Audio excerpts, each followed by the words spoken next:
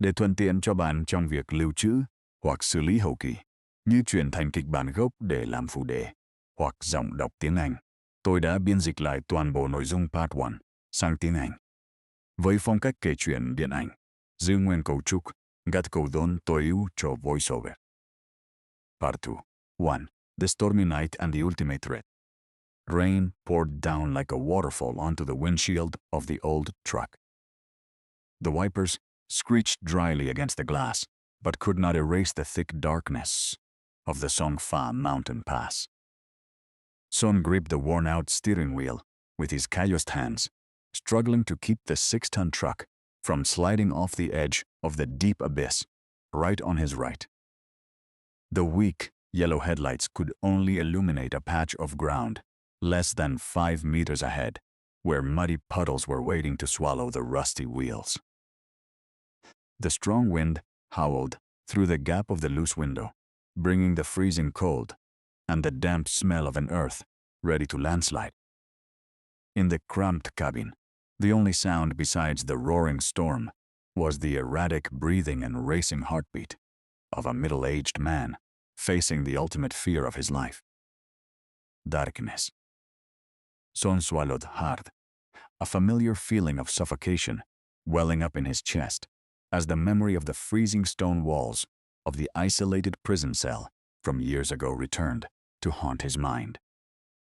His eyes were dark-circled and exhausted, fixed onto the dark void, while his exposed left arm revealed a tattoo of an hourglass shattered into pieces, the remnant of a past he always wanted to bury deep. A bolt of lightning struck across the sky, slashing through the dramatic space, revealing large boulders perched precariously on the high cliff, ready to collapse at any moment. Suddenly, from around the blind corner, the blinding white LED lights of a brand-new luxury SUV unexpectedly rushed forward, blocking right in front of Son's truck.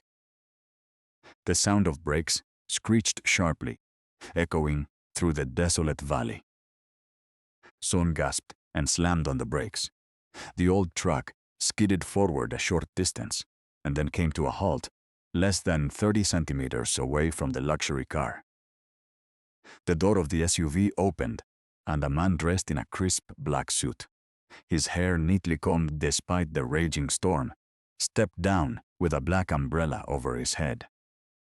He was the boss of the largest logistics corporation in the region, the man who held the entire livelihood of the poor truck drivers at the yard.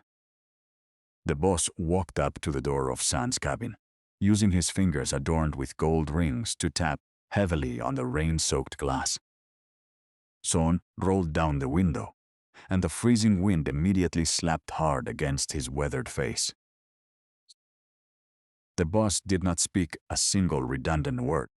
He threw a stack of high-denomination cash, tightly bound, with a rubber band directly into the cabin, landing with a thud on the worn-out passenger seat. Beside the stack of cash was an old wooden crate, without any label, its 4 corners sealed with thick layers of black duct tape. The boss looked at Son with a cold, contemptuous gaze, a slight sneer forming on his lips. "You have 3 hours to drive this wooden crate over the other side of the mountain pass and deliver it to my men. If you refuse, or if this crate does not arrive on time before sunrise, I will make sure your ex-convict name disappears from every logistics yard in this land forever. Don't forget your daughter needs the money to pay her tuition next week, and a man with a criminal record like you has no other choice." Having said that, he turned his back and walked straight toward the luxury car, leaving Son all alone, in the middle of the rainstorm, with the mysterious wooden crate and the stack of cash, smelling of dirty ambition. Son looked at the money, then looked over at the old wooden crate sitting quietly on the passenger seat. A deep sense of anxiety flooded his mind. The specific danger was now clear before his eyes. He not only had to face the forces of nature roaring outside, but also had to wager his own honor and future on a delivery full of hidden motives. The SUV sped away, vanishing into the night, leaving Son with a question hanging in the middle of a powerful curiosity gap. What was really inside that unlabeled wooden crate that would make a logistics tycoon risk an ex-convict's life to deliver it in the dead of a stormy night? Son bit his lip until it bled. He knew he could not turn back, because if he stepped out of the truck now, he would lose the only chance to protect his daughter. He shifted into gear, hit the gas, and the ancient truck roared again, continuing to plunge into the endless darkness of the Death Pass. The heavy downpour from the previous night had left the vast logistics yard covered in thick, dark mud. Massive modern container trucks lined the parking bays, their polished chrome grills gleaming under the pale morning light. Groups of younger drivers gathered near the central dispatch office, laughing loudly while drinking hot coffee from thermal flasks. They wore matching company uniforms with bright neon vests, looking sharp and confident in their high-tech fleet. Son stood alone at the far corner of the yard, wiping the muddy water off the rusty hood of his old 6-ton truck. His hands were stiff from the cold, and his faded shirt was damp from the lingering mist. As he reached up to clean the side mirror, the sleeve of his shirt slipped down, revealing the dark tattoo of a shattered hourglass on his forearm. One of the young drivers noticed the mark, Nuji's colleagues, and pointed toward Son with a mocking smirk.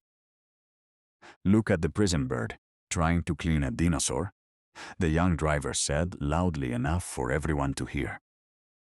"Hey, old man, did they teach you how to drive modern logistics in the cell, or are you still stuck in the last century?" The entire group erupted into harsh laughter, their eyes full of blatant contempt for the older man. Son did not look back, nor did he utter a single word to defend himself against the humiliation. He simply pulled his sleeve down, gripped his rack tighter, and continued his work with a calm but heavy heart. He had learned long ago that in this yard, an ex-convict had no voice, no right to anger, and no status. The heavy door of the main office swung open, and the dispatch manager stepped out onto the metal veranda. He looked down at the clipboards in his hand, then fixed his cold gaze on Son, gesturing for him to come over. Son walked across the muddy yard, keeping his head low as he approached the steps of the office.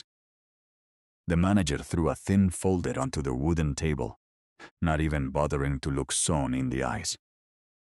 "We have a low-tier transport order for agricultural produce down to the Southern Valley," the manager said coldly. "The pay is 40% lower than the standard rate, because no one wants to risk using a driver with a criminal record. Take it or leave it, but remember that if a single item goes missing, I will call the police on you immediately." Son swallowed the bitter taste in his mouth, reached out his trembling hand, and signed the contract without hesitation. He did not care about the unfair deduction, nor did he care about the constant suspicion hanging over his head. All that mattered to him was the specific amount of money written at the bottom of the page. It was the exact sum needed to cover the final installment of the international internship, tuition for his eldest daughter. Ever since he walked out of the prison gates 2 years ago, Tu had refused to look at him or speak a single word to him. She had changed her phone number, moved to the university dormitory, and wiped his existence completely out of her life. Son understood her rage, and he accepted the punishment, knowing his past mistake had cast a dark shadow over her youth. He reached into his pocket and pulled out a small plastic bottle, unscrewing the cap with his thumb. He quickly swallowed 2 small white pills dry, trying to suppress the sudden tremor starting to creep up his neck.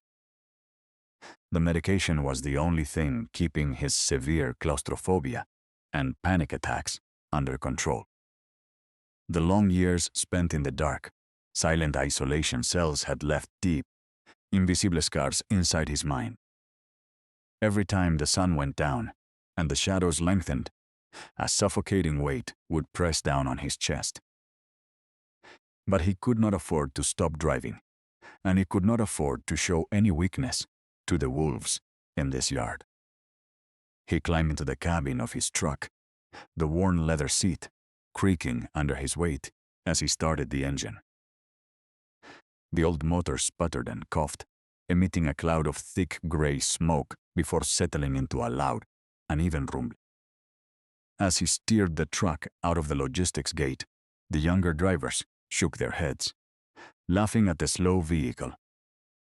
They did not know that beneath that rusted metal frame lay an engine maintained with absolute precision by an expert hand.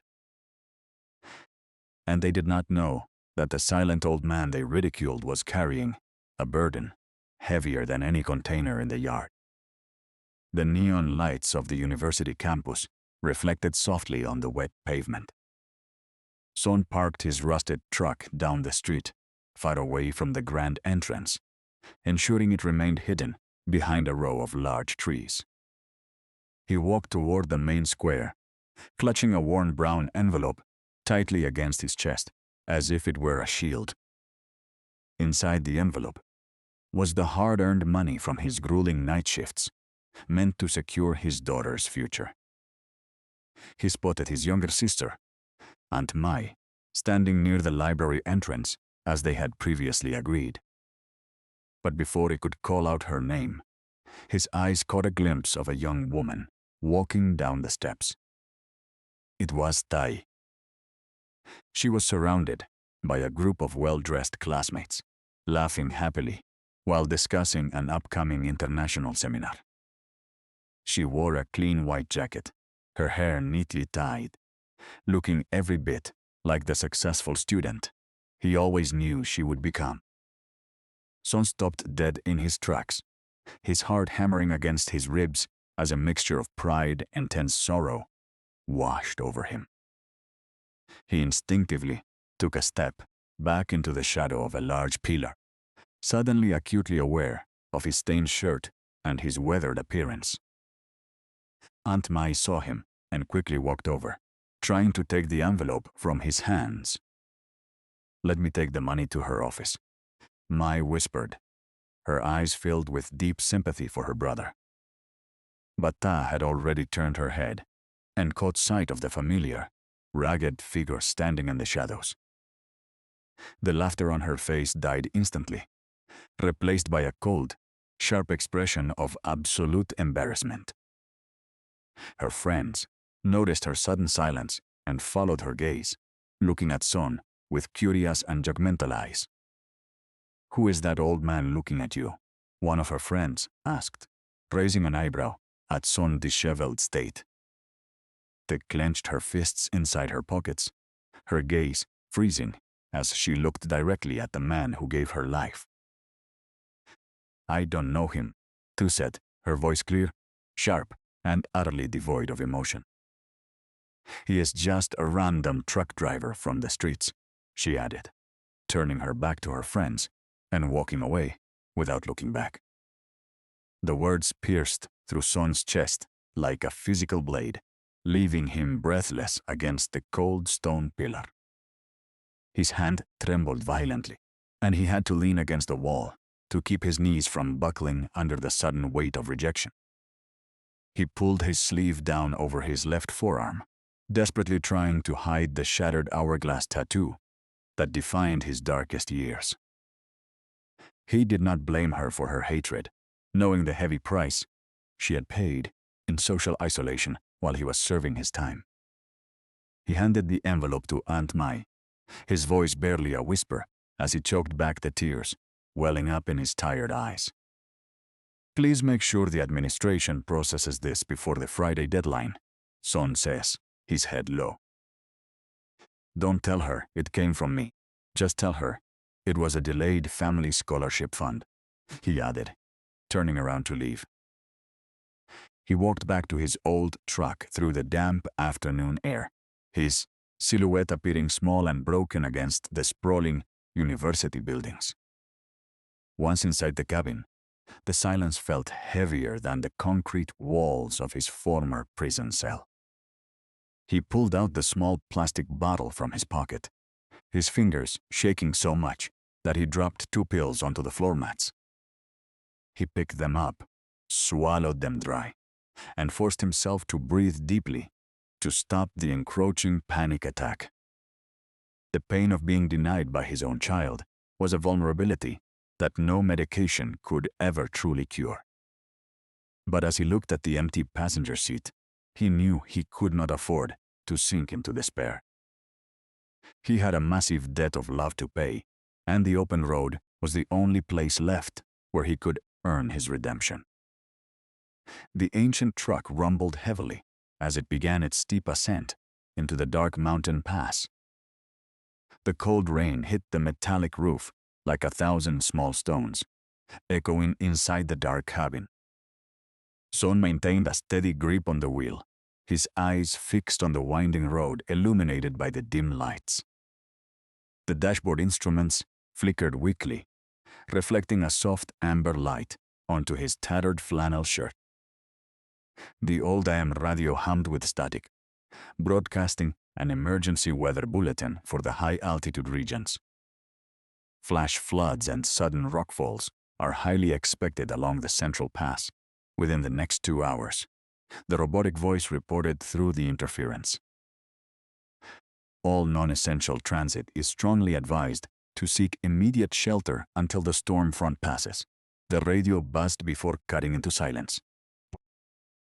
Suddenly, a loud, heavy thud resounded from the wooden flatbed at the back of the vehicle. The truck slammed into a deep, flooded potole, causing the entire chassis to shudder violently. Through the rear window glass, Son noticed that the sudden jolt had caused one of the heavy cargo straps to snap. The large wooden crate slid sideways, its corner crashing heavily against the metallic side rail of the truck bed. Son bit his lip, knowing that driving with insecure cargo on these steep inclines was an invitation to a fatal accident. He pulled the truck over onto a narrow gravel shoulder, leaving the hazard lights blinking against the dense fog. Stepping out into the pouring rain, the freezing mountain air immediately soaked through his thin clothing. He climbed onto the wet flatbed, pulling a spare rope from his metal toolbox to secure the shifting crate. As he approached the box, he noticed that the heavy impact had cracked open the thick black duct tape along the seam. A large splinter of wood had broken away, revealing a hidden layer beneath the outer, rough wooden surface. Son pulled a small metallic flashlight from his pocket, shining the beam directly into the narrow crevice. Inside the outer wooden shell was an inner shipping container made of high-grade, vacuum-sealed aluminum. Peeking through the cracked wood, he could clearly see a bright red official stamp printed on the metal surface. Emergency Medical Relief Logistics, International Red Cross Task Force. The label read in bold white lettering. Below the main emblem, a prominent warning text was stamped in sharp black ink. Humanitarian aid cargo, strict non-commercial distribution only. Son stood completely frozen in the rain, the water streaming down his face as the realization hit his mind. This was not a standard commercial logistics order for a private client, as the yard manager had claimed. This was a highly vital shipment of specialized medical monitors and surgical equipment intended for the charity hospital. The corrupt Logistics Corporation had deliberately intercepted the humanitarian aid shipment to alter its distribution. By utilizing an ex-convict driver and an unlabeled wooden crate, they had created a perfect deniability shield. If the cargo arrived safely at a private warehouse, they could resell the medical equipment for an immense profit. If the truck crashed or was seized by the highway patrols, the blame would fall entirely on a driver with a criminal history. The Coctean sitting on his passenger seat, suddenly felt like a heavy piece of burning coal in his memory. He was being actively used as an unwitting pawn in a cruel corporate crime that deprived sick children of medical aid. A deep, powerful anger flared up inside his chest, burning away the cold numbness of the storm. He tightly secured the rope around the cracked wood, his knuckles turning white against the rough fibers. Just as he climbed back into the cabin, a bright flash of light illuminated the road behind him.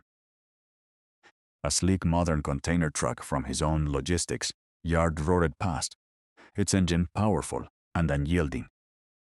The young driver blasted his loud air horn in mockery, spraying a wall of dirty mud across Son's old windshield. Son watched the red tail lights of the modern truck disappear into the dense sungmu up the mountain. He knew the path ahead was no longer just about earning a paycheck or avoiding the dark shadows of his past. It was about preventing a terrible injustice, even if he had to risk his own freedom to deliver the truth. He turned the key, and the engine roared to life with a fierce, determined rumble against the thunder.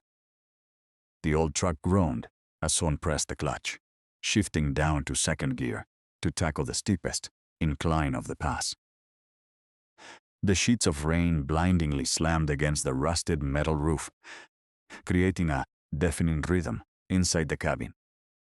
Up ahead, the tail lights of the modern container truck flickered intensely through the thick sheets of cascading water.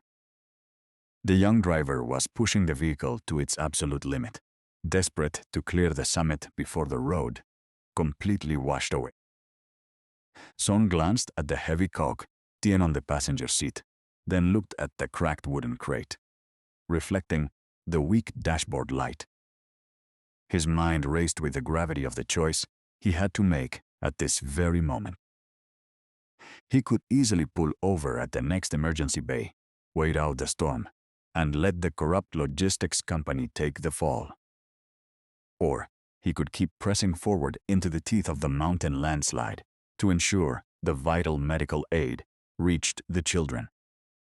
Suddenly, a sound louder than the rumbling thunder vibrated through the floorboards of the old cabin.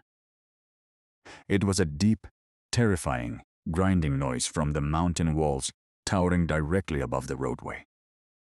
Son slammed on his brakes, the old tires skidding slightly on the thick mud before the truck ground to a halt. Through the rain-swept windshield, he saw a massive wall of earth and giant boulders detach from the cliffside up ahead. The landslide roared down with unstoppable force, obliterating the asphalt road exactly at the sharpest bend of the pass. Right in the direct path of the falling debris was the modern container truck that had mocked him just minutes before. The massive vehicle was struck sideways by a falling boulder, losing all traction on the crumbling edge of the road. With a horrific crunch of twisting metal, the modern truck flipped onto its side, sliding dangerously close to the deep abyss. The powerful engine died instantly, plunging the entire crash site into absolute darkness except for one remaining cracked headlight. Son's hands gripped the steering wheel so tightly that his knuckles turned completely white under the cabin light. His breath hitched as the familiar, suffocating panic began to claw its way back into his throat. The dark environment, the isolation of the mountain, and the imminent threat of death triggered his deepest prison traumas. He reached for the plastic pill bottle in his pocket, but stopped his hand as he heard a faint sound through the wind. It was the desperate, muffled honking of the crashed truck's air horn, a cry for help from a driver trapped inside. Son looked back at the charity cargo on his flatbed, knowing that the structural integrity of the mountain road was failing rapidly. If he stayed, a secondary landslide could easily sweep his own truck and his hopes of redemption into the canyon below. But his logic of survival was instantly overridden by a deeper, unyielding sense of human responsibility. He could not let another human soul perish in the dark, while he stood by and did nothing to help. He pulled the mechanical handbrake upward, grabbed his heavy tire iron from beneath the seat, and opened the cabin door. The freezing rain hit his face like needles as he stepped out into the mud, leaving his own safety entirely behind. The freezing wind howled through the twisted metal of the overturned container truck. The single remaining headlight cast a long, trembling beam of white light across the river of thick black mud. Son sprinted through the torrential downpour, his heavy boots sinking deep into the crumbling edge of the roadway. He could feel the unstable mountain ground shifting beneath his feet, warning him of an impending secondary collapse. But the desperate, rhythmic honking of the truck's air horn grew louder, cutting through the roaring sound of the storm. Son reached the shattered cabin of the modern truck, his breath coming in short, painful gasps against the freezing air. Inside the crushed interior, the young driver, who had mocked him at the logistics yard, was pinned beneath the heavy steering column. Blood was streaming down the young man's forehead, his sharp uniform torn and heavily stained with black engine oil. He looked up through the cracked windshield, his eyes widening in absolute terror as he recognized the ragged older man. "Help me, please help me," the young driver cried out, his voice cracking with intense pain and vulnerability. "The truck is sliding. I can feel the rear wheels slipping over the edge of the canyon," he screamed in pure panic. Son did not hesitate for a single second, nor did he waste any breath on useless words of comfort or anger. He raised his heavy tire iron high above his shoulder, his calloused hands locking firmly onto the cold metal grip. With a powerful grunt, he smashed the heavy iron bar against the safety glass of the driver's side window. The impact vibrated violently up his arms, sent a sharp pain through his shoulders, but the thick glass only webbed with cracks. Son wiped the rainwater from his eyes, adjusted his footing in the slick mud, and struck the glass a second time with maximum force. The window shattered completely into 1,000 tiny, glittering fragments, raining down onto the muddy interior. Son reached his arms through the broken frame, ignoring the sharp glass edges, slicing into his skin. His long sleeve pulled back completely, fully exposing the dark tattoo of the shattered hourglass on his forearm. The young driver stared at the tattoo in the dim light, a sudden wave of profound realization and shame washing over his face. The man he had publicly humiliated as a useless prison bird was now the only soul standing between him and a dark grave. Son gripped the young man beneath his arms, bracing his feet against the crushed door panel for maximum leverage. He pulled with all the strength remaining in his weathered body, his muscles straining against the heavy metal column. With a final, desperate surge of energy, he dragged the young driver out of the crushing trap just as the ground gave way. The back section of the overturned container truck slid backward, plunging into the dark abyss with a thunderous roar. Son fell backward onto the mud, pulling the injured driver safely onto the solid section of the remaining asphalt. They lay there for a moment in the pouring rain, their chests heaving as the debris settled into the canyon below. The young driver looked at Son, his lips trembling as he tried to speak through his tears of gratitude and deep regret. "I am sorry," the young man whispered, his voice barely audible against the sound of the falling rain. Son simply stood up, offered his bloody, mud-stained hand to help the young man rise, and pointed toward his own old truck. "We need to move now. The mountain is still moving, and we have a life-saving cargo that must reach the hospital before dawn." The ancient engine roared with a final, desperate surge of power as the truck cleared the summit, The first pale light of dawn began to break through the dissipating gray clouds over the valley. Son steered the vehicle down the winding eastern slope, his eyes bloodshot but focused entirely on the road. Beside him, on the passenger seat, the injured young driver held a dirty cloth tightly against his bleeding forehead. He looked at Son with an expression of quiet reverence, all traces of his former arrogance completely gone. Ahead of them, the sprawling concrete buildings of the Mountain Community Charity Hospital came into view. A small crowd of local doctors, nurses, and international relief volunteers was waiting anxiously at the loading bay. Son pulled the heavy truck smoothly into the driveway, the worn brakes releasing a loud, exhausted hiss. As the wheels stopped turning, two large black sedans suddenly accelerated from the shadows, blocking the exit. The heavy doors flew open, and the corrupt logistics manager stepped out, flanked by 4 burly security guards. He looked at Son's mud-stained truck, his face contorted in a mixture of intense rage and desperate panic. "You useless old fool," the manager shouted, his voice echoing sharply across the quiet hospital courtyard.